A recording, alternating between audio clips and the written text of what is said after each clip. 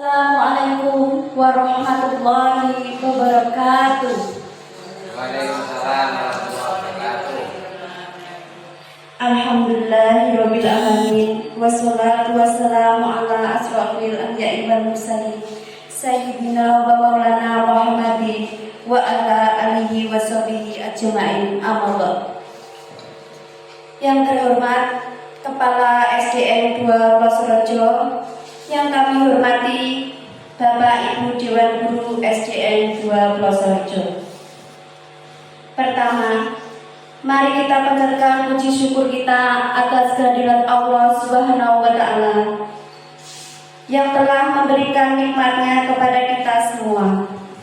Yang kedua, sholawat serta salam mari kita haturkan kepada junjungan kita Nabi besar Muhammad Shallallahu Alaihi Wasallam yang kita nantikan syafaatnya di yaumil kiamat nanti. Amin Allahumma amin.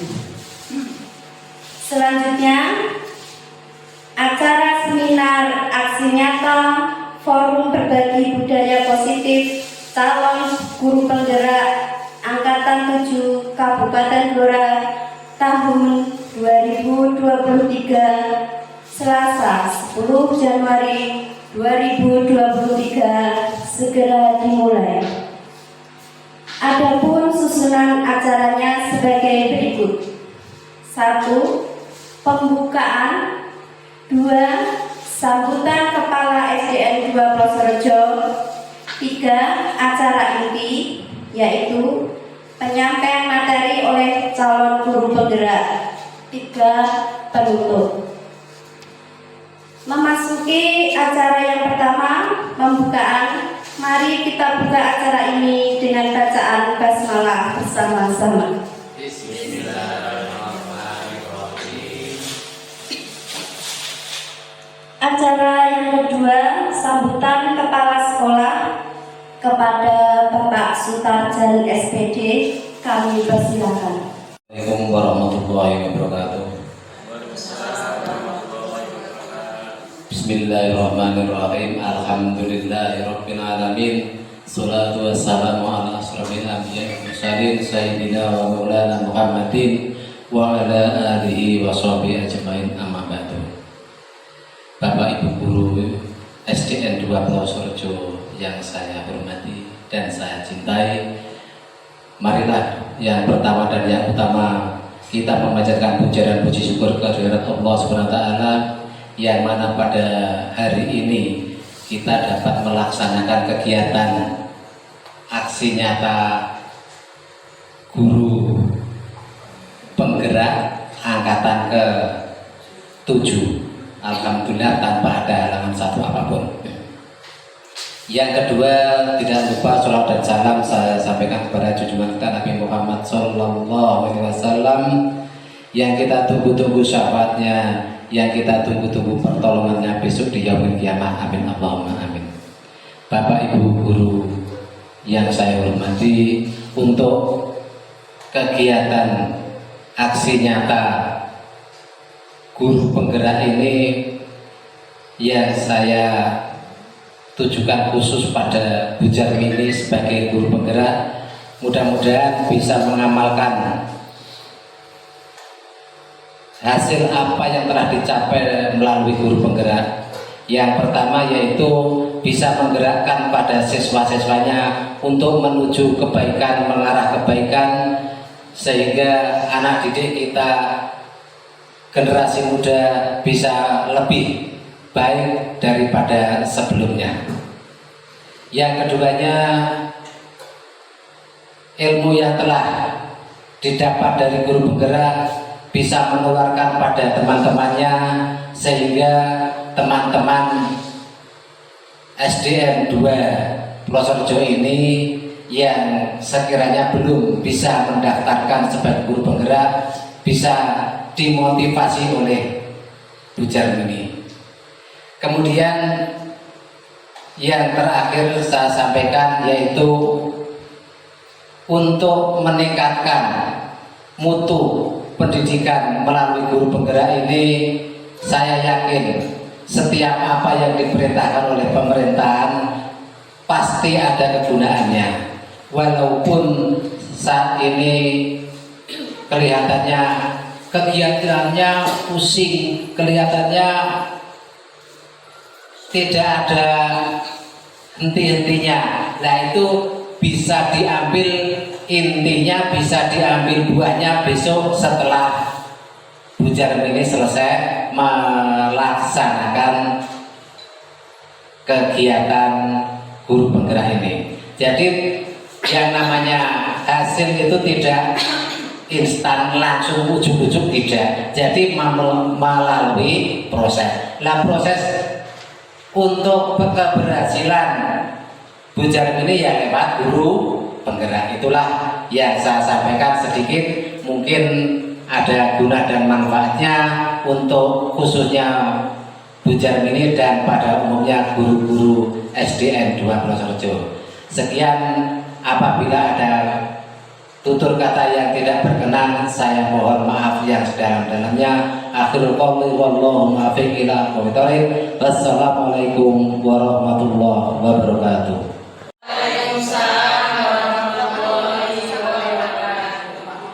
Acara yang ketiga, acara inti yang akan disampaikan langsung oleh calon guru penggerak kepada Bu Jarmi SPD SD.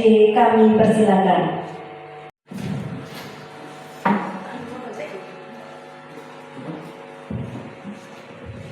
Assalamualaikum warahmatullahi wabarakatuh.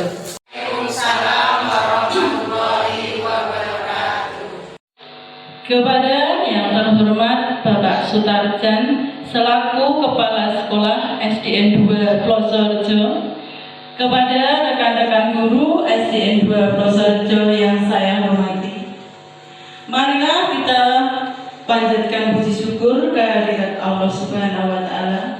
Karena pada siang ini kita berkumpul di tempat ini dalam acara aksi nyata forum berbagi budaya positif.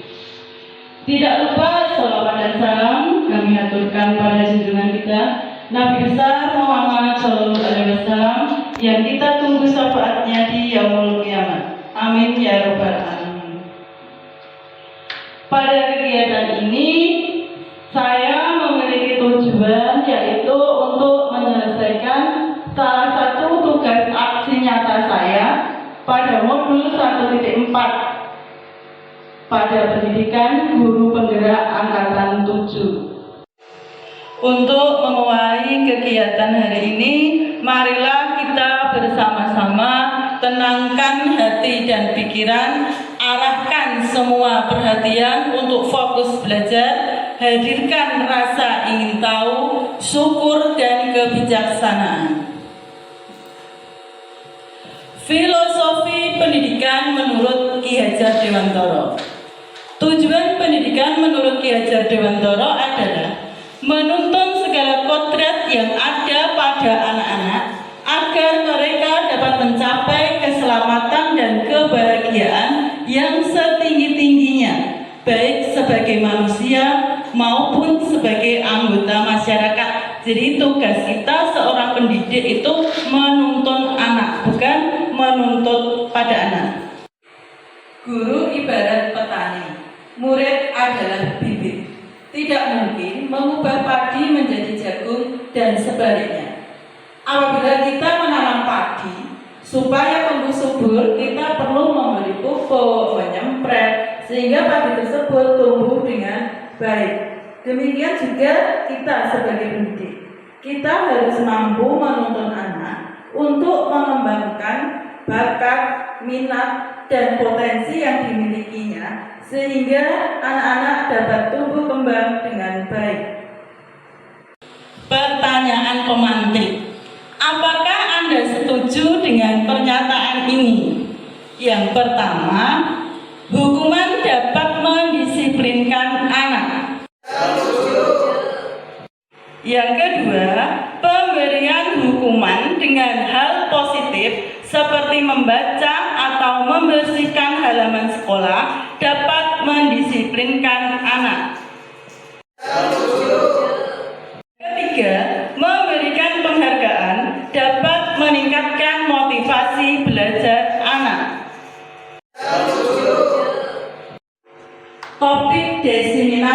budaya positif. 2.1 perubahan paradigma. 2.2 disiplin positif. 2.3 motivasi perilaku manusia. 2.4 kebutuhan dasar manusia dan dunia berkualitas. 2.5 restitusi. 5 posisi kontrol. 2.6 restitusi segitiga restitusi. Perubahan paradigma. Pada kegiatan ini kita akan mempraktekkan dengan menggunakan kepalan tangan. Di sini saya meminta dua bapak atau ibu guru untuk mempraktekkan kegiatan ini. Monggo yang mau bersedia maju.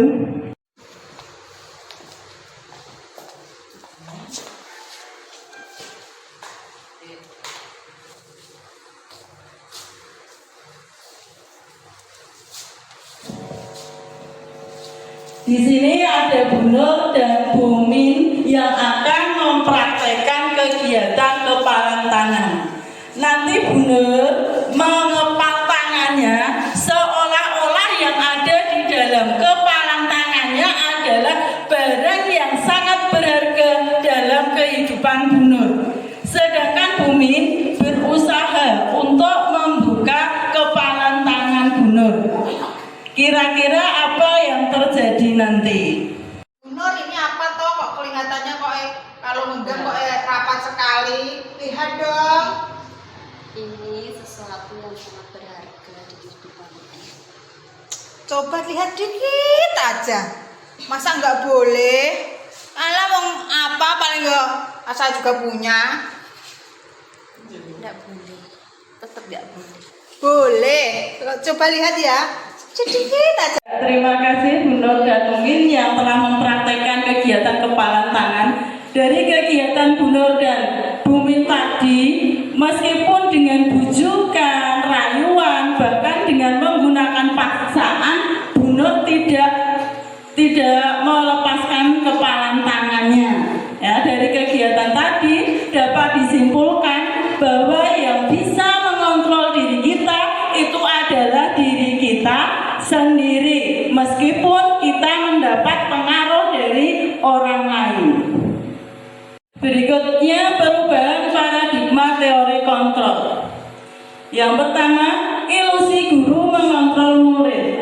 Sebelum saya mempelajari modul ini, saya juga berpikir bahwa saya dapat mengendalikan murid-murid saya.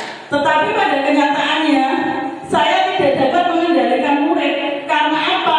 Hanya murid sendirilah yang dapat mengendalikan dirinya sendiri, yaitu melalui perilaku dan pembiasaan yang dilakukan berdasarkan kebutuhan dasarnya. Kemudian ilusi bahwa kritik dan membuat orang merasa bersalah dapat menguatkan karakter. Saya juga sering memberikan kritik kepada anak dengan tujuan bahwa anak itu menyadari kesalahannya. Tetapi hal ini keliru, tidak benar menurut teori kontrol. Kemudian ilusi bahwa semua penguatan positif, afektif dan bermanfaat. Pada waktu pembelajaran kita sering memberikan penguatan-penguatan positif kepada anak. Pada waktu itu anak juga mau melakukannya. Tetapi pada lain waktu ketika kita tidak memberikan penguatan positif, mungkin anak tidak mau melakukannya. Yang terakhir, ilusi bahwa orang dewasa memiliki hak untuk memaksa. Itu benar bahwa kita orang dewasa itu berhak untuk memaksa anak sesuai dengan keinginan kita. Tapi apa akibatnya? Itu bisa menimbulkan kekerasan, pertengkaran. Perubahan paradigma stimulus respon teori kontrol. Siapa sesungguhnya yang memiliki kontrol? Menurut stimulus respon, kita mencoba mengubah orang agar berpandangan sama dengan kita. Mungkin kita sering ingin melakukan itu supaya anak berpandangan sama dengan kita. Tetapi itu keliru. Menurut teori kontrol, kita berusaha memahami pandangan orang lain tentang dunia. Perilaku buruk dilihat sebagai suatu kesalahan. Menurut teori kontrol, semua perilaku memiliki tujuan. Orang lain bisa mengontrol saya. Menurut teori kontrol, hanya Anda yang bisa mengontrol diri Anda sendiri. Ini sesuai dengan tadi yang sudah dipraktekkan Bu Nur dan Bu Mimin. Pemaksaan ada pada saat bujukan gagal. Kolaborasi dan konsensus menciptakan pilihan-pilihan baru. Konsensus itu merupakan kesepakatan Bapak Ibu. Jadi tadi yang sudah dilakukan Bu Min meskipun merayu, membujuk Bu Nur, tetapi Bu Nur tidak mau melepaskan genggaman tangannya. Tuh. Berikutnya model berpikir menang-kalah itu pada stimulus respon. Jadi ada yang menang dan ada yang kalah. Tetapi pada teori kontrol, model berpikirnya semua itu menang, tidak ada yang kalah. Materi berikutnya disiplin positif. Selama ini Bapak Ibu memaknai disiplin positif itu apa? Ya, menurut Bu Mimin kepatuhan. Ada yang lain? Taat aturan. Ya, dari Bu Ella memaknai disiplin adalah taat pada aturan. Kita juga berpikir sama bahwa kata disiplin itu bermakna mematuhi aturan. Konsep disiplin positif. Kebanyakan orang akan menghubungkan kata disiplin dengan tata tertib, teratur, dan kepatuhan pada peraturan. Kata disiplin juga sering dihubungkan dengan hukuman, padahal itu sesungguhnya berbeda. Karena belajar tentang disiplin positif tidak harus memberikan hukuman. Kata disiplin yang pertama berdasarkan budaya. Sesuatu yang dilakukan seseorang pada orang lain untuk mendapatkan kepatuhan. Yang kedua, berdasarkan Ki Hajar Dewantara, di mana ada kemerdekaan, disitulah harus ada disiplin yang kuat. Sungguh pun disiplin itu bersifat self-disiplin, yaitu kita sendiri yang mewajibkan diri kita dengan sekeras-kerasnya, tetapi itu sama saja. Sebab jikalau kita tidak cakap melakukan self-disiplin, wajiblah penguasa lain mendisiplinkan diri kita. Dan peraturan demikian itulah harus ada di dalam suasana yang merdeka. Sebagai pendidik, apa tujuan kita?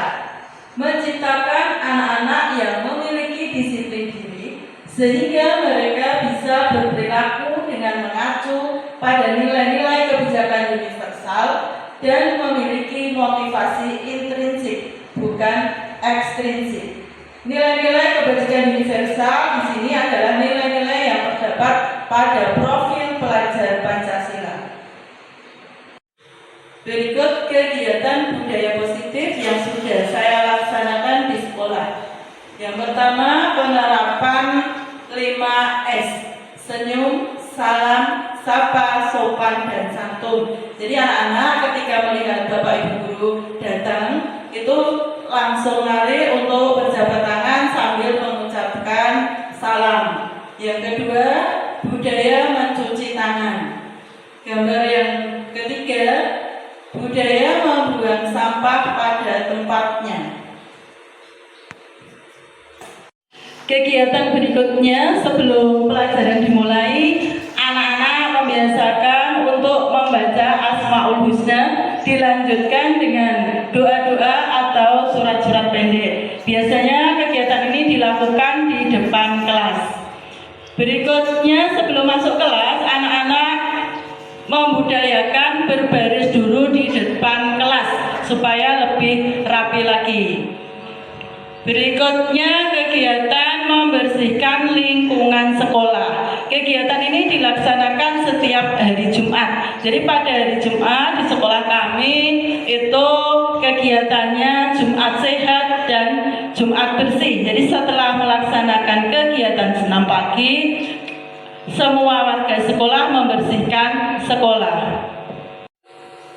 Materi berikutnya, motivasi perilaku manusia. Jadi kita setiap melakukan tindakan itu memiliki motivasi. Yang pertama, untuk menghindari ketidaknyamanan atau hukuman. Ini adalah tingkat terendah dari motivasi perilaku manusia. Biasanya, orang akan bertindak untuk menghindari masalah yang akan timbul. Orang dengan motivasi ini akan bertanya apa yang akan terjadi apabila saya melakukannya. Misalnya, anak selalu berangkat pagi. Karena apa? Dia punya alasan berangkat pagi supaya tidak mendapat teguran dari bapak ibu guru. Itu contohnya. Yang kedua, untuk mendapatkan imbalan atau penghargaan dari orang lain. Pada tingkat motivasi ini, orang akan berperilaku untuk mendapatkan imbalan atau penghargaan dari orang lain. Orang dengan motivasi ini akan bertanya, apa yang akan saya dapatkan apabila saya melakukannya? Contohnya pada waktu kita mengajar, terutama pelajaran matematika, anak mungkin mengerjakan dengan sungguh-sungguh. Kadang ada yang berpikir, saya nanti kalau mendapat nilai 100, dapat hadiah apa ya dari bu guru? Ada yang seperti itu. Yang ketiga, untuk menjadi orang yang mereka inginkan dan menghargai diri sendiri dengan nilai-nilai yang mereka percaya. Mereka melakukan sesuatu karena nilai-nilai yang mereka yakini dan hargai.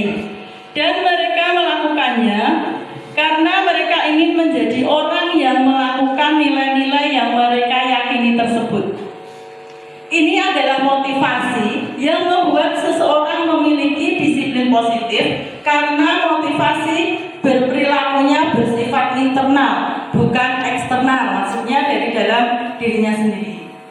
Orang dengan motivasi ini akan bertanya, akan menjadi orang yang seperti apa bila saya melakukannya.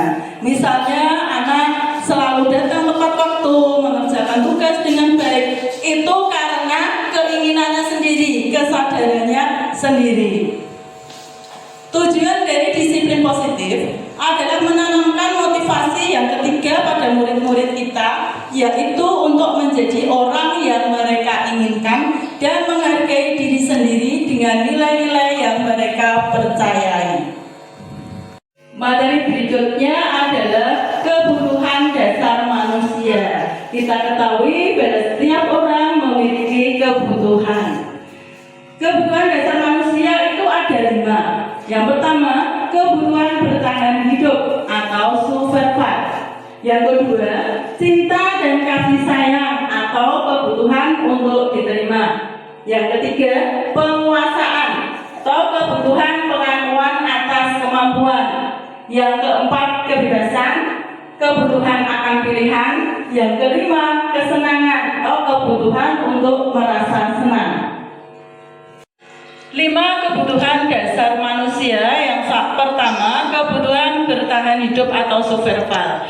Kebutuhan yang bersifat fisiologis untuk bertahan hidup, misalnya kebutuhan makan, kebutuhan tempat tinggal, pakaian, dan lain-lain. Yang kedua, kebutuhan cinta dan kasih sayang atau kebutuhan untuk diterima.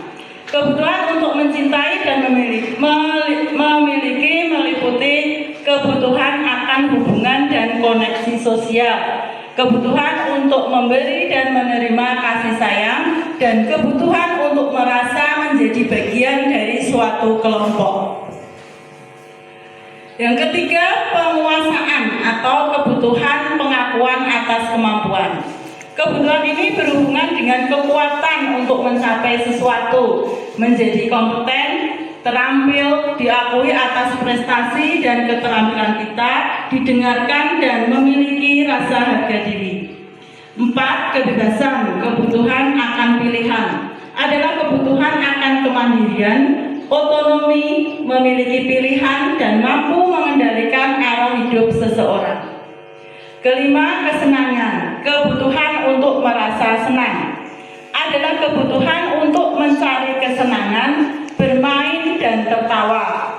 Bayangkan hidup tanpa kenikmatan apapun, betapa menyedihkan. Belajar menghubungkan kebutuhan akan kesenangan dengan belajar.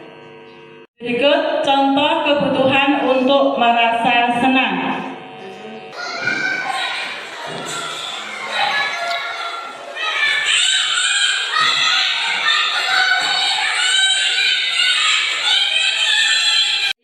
Pada waktu pembelajaran, anak diajak belajar di luar kelas. Anak merasa sangat senang. Itu merupakan salah satu contoh kebutuhan kesenangan pada anak. Materi berikutnya adalah 5 posisi kontrol. Posisi kontrol pada guru itu ada 5. Yang pertama sebagai penghukum, yang kedua membuat rasa bersalah, yang ketiga sebagai teman, yang keempat sebagai pengawas atau pemantau, yang kelima sebagai manajer. Sebagai penghukum, tindakan yang dilakukan memarahi, mengkritik, menyakiti, melakukan tindakan kekerasan. Sedangkan untuk membuat rasa bersalah, mendiamkan, menceramahi, membuat rasa bersalah. Yang ketiga sebagai teman itu membuat pemakluman. Jadi misalnya kalau ada murid yang melakukan kesalahan, kita maklumi. Yang keempat sebagai pengawas atau pemantau itu memantau dan mencatat siswa yang melakukan kesalahan. Kemudian manajer bertanya dan membuat kesepakatan. Perkataan pada posisi penghukum, kalau kamu bapak atau ibu akan pada membuat rasa bersalah, bapak ibu kecewa sama kamu. Kalau orang tuamu tahu bagaimana? Pada posisi teman, lakukan demi ibu atau bapak. Pada posisi pengawas atau pemantau, kamu sudah tahu aturannya kan? Pada posisi manajer, apa sebenarnya harapanmu? Kemudian akibat. Pada posisi penghukum, murid tidak peduli dengan gurunya atau tugas sekolahnya. Pada posisi merasa bersalah, murid merasa bodoh atau nakal. Pada posisi teman, merasa guru adalah teman yang bisa memaklumi kesalahannya. Pada posisi pengawas, murid mempertanyakan konsekuensi perbuatannya. Pada posisi manajer, apa yang bisa saya lakukan untuk memperbaiki. Jadi pada posisi manajer ini, anak dibimbing untuk mencari solusi dari masalah yang dialami. Kemudian pola perilaku pada posisi penghukum. Perilaku melanggar berulang sebagai bentuk perlawanan. Untuk membuat rasa bersalah, rasa rendah diri, kurang percaya diri, cemas dan khawatir. Untuk posisi teman, menjadi lemah, tergantung, cenderung menunggu. Pada posisi pengawas, orientasi pada ganjaran atau hadiah. Jadi seseorang melakukan suatu tindakan itu dengan harapan mendapatkan imbalan. Pada posisi manajer, disiplin dari dalam diri. Posisi yang berkembang, posisi penghukum, motivasi ekstrinsik. Posisi pembuat rasa bersalah, motivasi ekstrinsik. Posisi teman, motivasi ekstrinsik. Posisi pengawas atau pemantau, motivasi ekstrinsik. Pada posisi manajer, motivasi intrinsik. Jadi, menurut Bapak Ibu, dari kelima posisi kontrol tersebut, yang paling ideal itu posisi kontrol yang mana?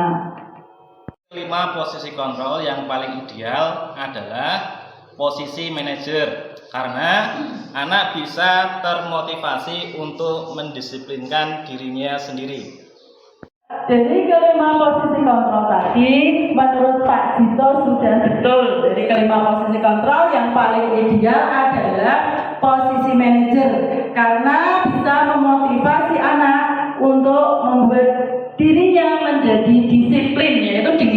kesadaran diri sendiri. Penghukum menggunakan hukuman fisik maupun verbal. Contohnya, patuhi aturan saya atau awas, kamu selalu saja salah. Membuat orang merasa bersalah. Biasanya guru akan bersuara lebih lembut. Ibu sangat kecewa sekali dengan kamu. Berapa kali ibu harus memberitahu kamu ya? Gimana coba kalau orang tua kamu tahu kamu berbuat begini? Posisi teman. Guru pada posisi ini tidak akan menyakiti murid, namun akan tetap berupaya mengontrol murid melalui persuasi. Ayo bantulah demi ibu ya. Ya sudah, kali ini tidak apa-apa, nanti ibu bantu bereskan.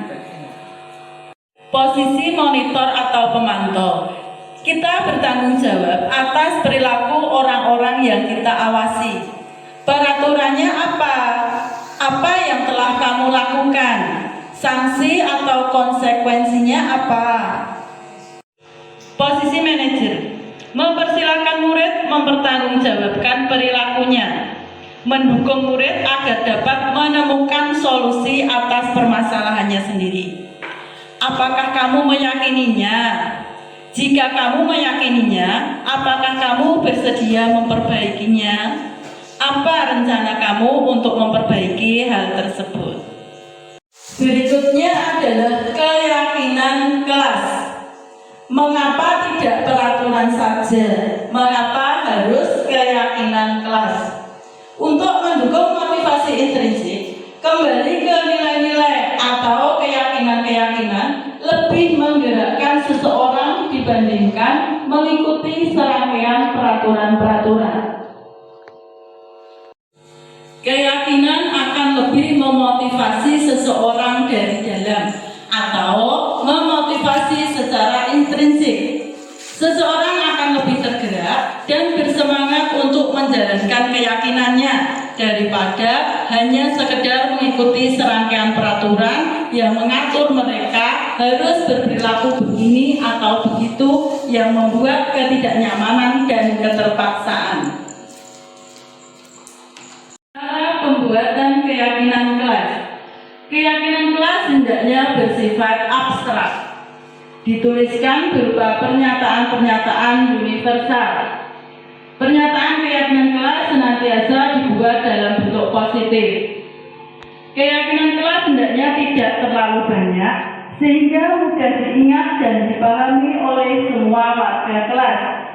Keyakinan kelas sebaiknya sesuatu yang dapat diterapkan di lingkungan sesuai dengan kondisinya. Semua warga kelas hendaknya ikut berkontribusi dalam pembuatan keyakinan kelas lewat surhat pendapat. Bersedia meninjau kembali keyakinan kelas dari waktu ke waktu. Contoh peraturan dan keyakinan kelas. Peraturan, selalu kembalikan buku ke tempatnya. Keyakinan kelasnya, tanggung jawab. Dilarang mengganggu orang lain. Keyakinan kelasnya, menghormati orang lain. Hadir di sekolah 15 menit sebelum pembelajaran dimulai. Keyakinan kelasnya, menghormati orang lain, berkomitmen. Dilarang melakukan kekerasan. Keyakinan kelasnya, keselamatan, menghormati orang lain. Dilarang menggunakan narkoba. Keyakinan kelasnya kesehatan. Bergantian atau menunggu giliran. Ini antri. Berarti keyakinan kelasnya menghormati orang lain, sabar. Gunakan masker. Keyakinan kelas, kesehatan, keselamatan. Jangan berlari di kelas atau koridor. Keyakinan kelasnya, keselamatan, keamanan. Berikut merupakan contoh video pembuatan keyakinan kelas.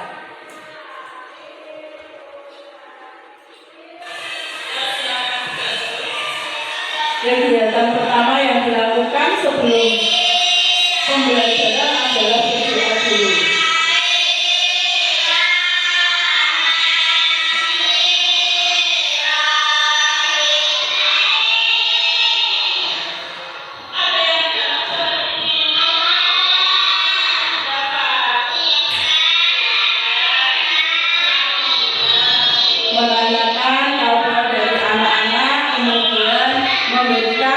gagasan dengan pembuatan kesepakatan kelas dan keyakinan kelas.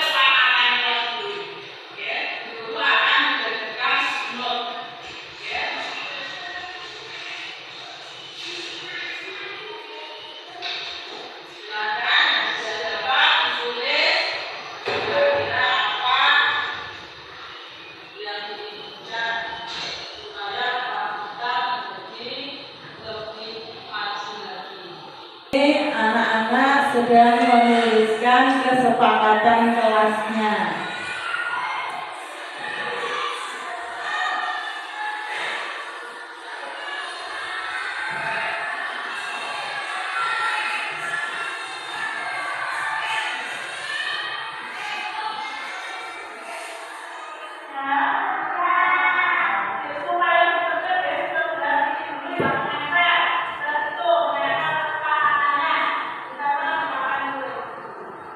Setelah selesai membuat kesepakatan kelas, anak-anak menempelkan kesepakatan kelasnya di papan tulis.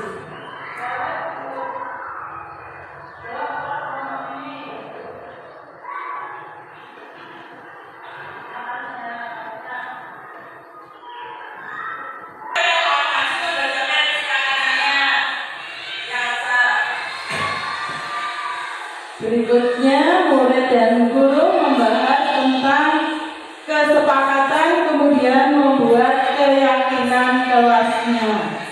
Melaksanakan tugas tiga dengan tanggung jawab. Itu kesepakatan kelas. Keyakinan kelasnya bertanggung jawab.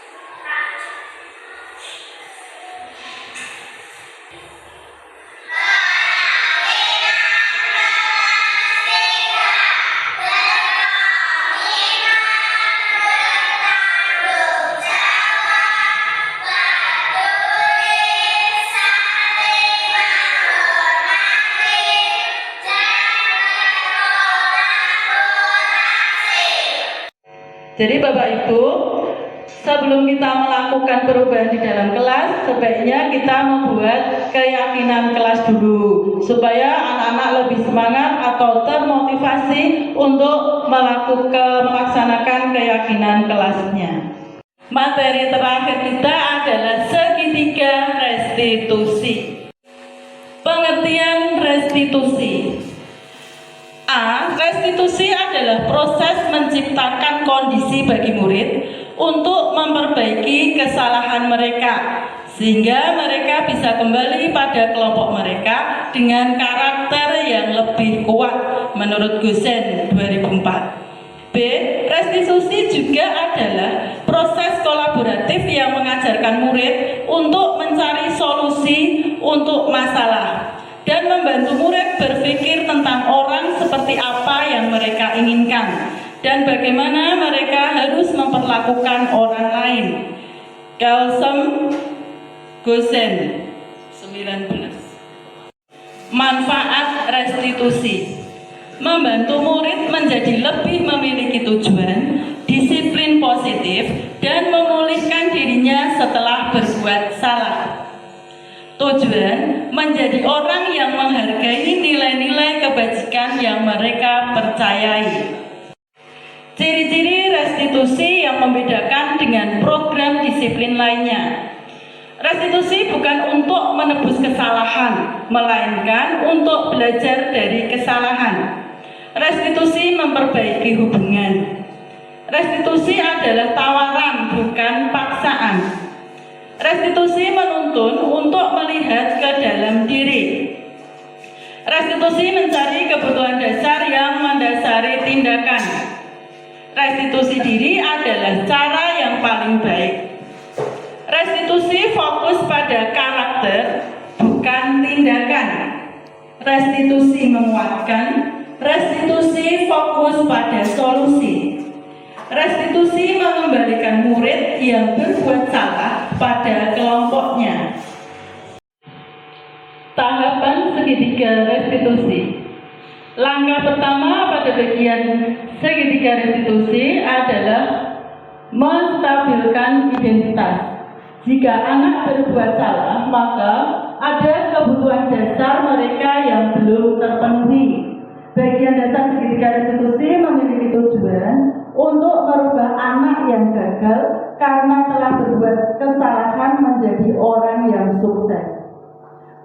Teori kontrol mengatakan kita semua akan melakukan hal terbaik yang bisa kita lakukan. Langkah kedua adalah memvalidasi tindakan yang salah. Konsep langkah kedua adalah kita harus memahami kebutuhan dasar yang mendasari tindakan anak berbuat salah. Teori kontrol, semua perilaku memiliki alasan. Langkah ketiga yaitu menanyakan keyakinan. Teori kontrol menyatakan bahwa kita pada dasarnya termotivasi secara internal. Penting menanyakan ke anak tentang kehidupan ke depan yang dia inginkan. Ketika mereka sudah menemukan gambaran masa depannya, guru dapat membantu mereka untuk tetap fokus pada gambarannya. Teori kontrol, kita semua memiliki motivasi internal. Berikut ini merupakan contoh penerapan segitiga restitusi. Tahap pertama pada segitiga restitusi adalah menstabilkan identitas.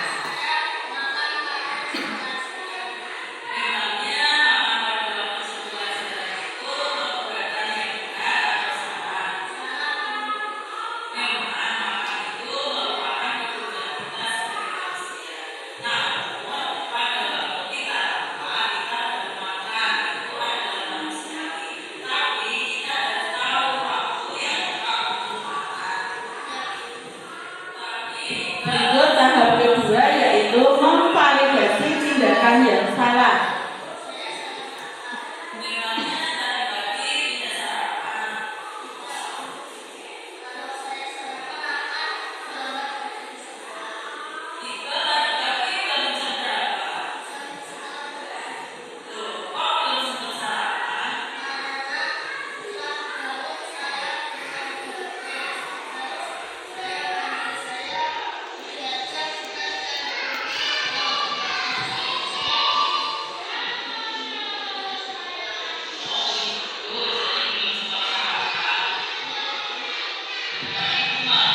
Yang ketiga dari keyakinan segitiga restitusi adalah menanyakan keyakinan.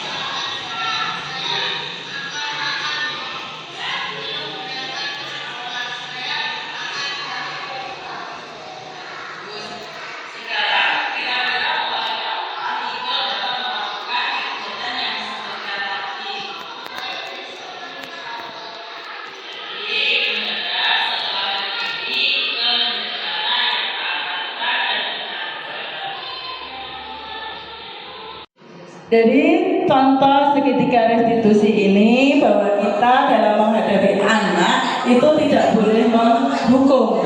Kita harus bisa membantu anak mencari solusi permasalahan yang dihadapinya.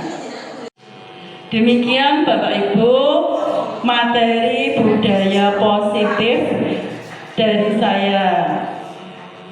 Mungkin dari Bapak Ibu ada yang akan bertanya. Saya persilahkan. Menurut filosofi Ki Hajar Dewantara, seorang pendidik tidak boleh menghukum anak. Tetapi dalam prakteknya masih ada anak yang melakukan kesalahan. Bagaimana menghadapi anak tersebut? Terima kasih. Ya, terima kasih Bu Ani atas pertanyaannya. Ya, menurut Ki Hajar Dewantara, seorang pendidik itu tidak boleh memberikan hukuman pada anak. Kita kembali pada posisi kontrol tadi. Dari kelima posisi kontrol, yang paling ideal adalah manajer. Jadi kita diharapkan itu bisa menjadi manajer bagi anak didik kita. Sehingga kita pada waktu menemui anak yang melakukan kesalahan, itu tidak harus menghakiminya. Kita ajak ngobrol dia, kita tanya dia, kita stabilkan dulu identitasnya bahwa setiap orang itu pernah melakukan kesalahannya. Kemudian kita bersama anak tadi berusaha untuk mencari solusi yang terbaik dari masalah yang dihadapinya. Ya, kita tanya, alasannya apa dia melakukan kesalahan tadi? Kemudian tujuan dia apa? Kita tanyakan. Setelah itu, apakah tindakan yang dilakukan dia tadi sudah sesuai dengan keyakinan yang diyakininya?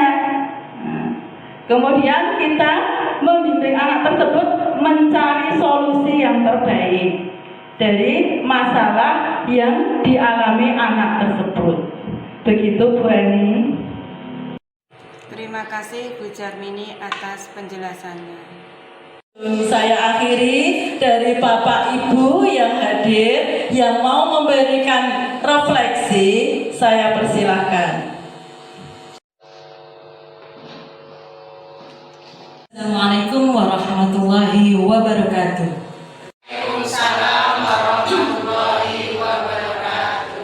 Setelah mengikuti kegiatan seminar ini, saya mengucapkan terima kasih kepada Ibu Jarmini. Setelah ini saya jadi lebih memahami apa itu budaya positif. Terima kasih. Wassalamualaikum warahmatullahi wabarakatuh.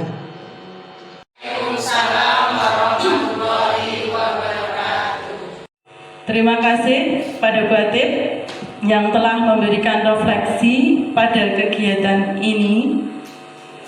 Saya juga berterima kasih kepada Bapak Ibu semua yang telah bersedia hadir untuk mengikuti kegiatan seminar ini.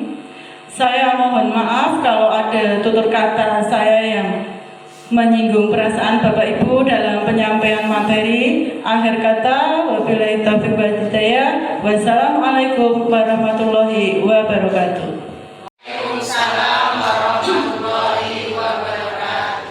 Acara selanjutnya penutup.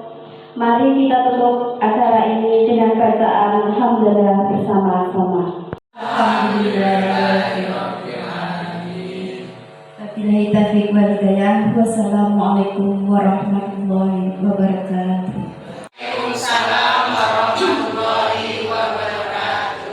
Assalamualaikum warahmatullahi wabarakatuh. Saya sebagai Kepala Sekolah SDN 2 Plosorejo mengapresiasikan kegiatan guru penggerak angkatan 7 yang disampaikan oleh Bu Jarmini yang sungguh luar biasa dan sungguh berpengaruh pada anak didik dan teman-teman sejawatnya.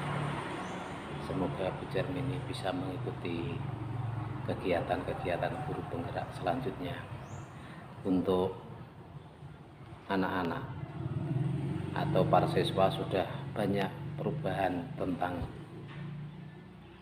pembiasaan budaya positif setelah adanya Bu Jarmini mengikuti guru penggerak dan ilmunya disampaikan pada siswa.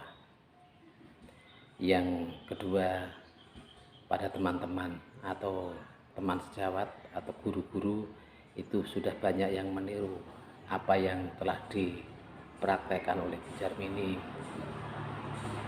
dan Bu Jarmini pun saya minta untuk bisa menggerakkan teman-teman sejawatnya demi kemajuan pendidikan di SDN 2 Plosorejo. Sekian dari saya, terima kasih. Wassalamualaikum warahmatullahi wabarakatuh. Assalamualaikum warahmatullahi wabarakatuh. Perkenalkan, saya Atif Nur Azizah, guru PAI di SDN 2 Plosorejo, rekan sejawat dari Ibu Jarmini, calon guru penggerak angkatan 7 dari Kabupaten Blora. Setelah saya mengamati kegiatan Ibu Jarmini mengikuti pendidikan guru penggerak, banyak sekali yang berubah pada murid. Murid lebih disiplin, sadar dengan sendirinya ketika di kelas maupun di lingkungan sekolah, giat belajar, dan juga lebih bertanggung jawab. Hal ini terwujud karena Ibu Jarmini dan murid-murid menerapkan nilai-nilai kebajikan yang telah disepakatinya, sehingga disiplin positif dapat tercipta, yang pada akhirnya tercipta budaya positif di sekolah. Saya sangat terinspirasi dari perubahan yang dilakukan oleh Bu Jarmini. Ini merupakan paradigma baru dalam dunia pendidikan. Demikian yang dapat saya sampaikan, kurang lebihnya saya mohon maaf. Billahi taufiq wal hidayah. Wassalamualaikum warahmatullahi wabarakatuh.